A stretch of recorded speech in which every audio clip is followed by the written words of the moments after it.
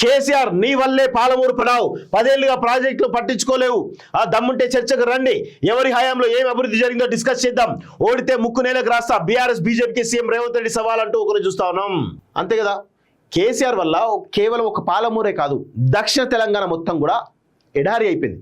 మహబూబ్ నగర్ కానీ, రంగారెడ్డి కానీ, నల్గొండ జిల్లాలు, ఈరోజు ఖమ్మం, ఈ మొత్తం 4 జిల్లాలు ఈరోజు ఎడారిగా మారుతున్నాయంటే దానికి కారణమే ఈరోజు కేసీఆర్ వల్లనే ఈ యొక్క దాపురించింది.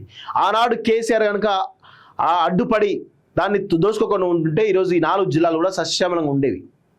అది ఎవరికీ తెలియదు. దక్షిణ తెలంగాణ ఎడారి చేసిందే కేసీఆర్.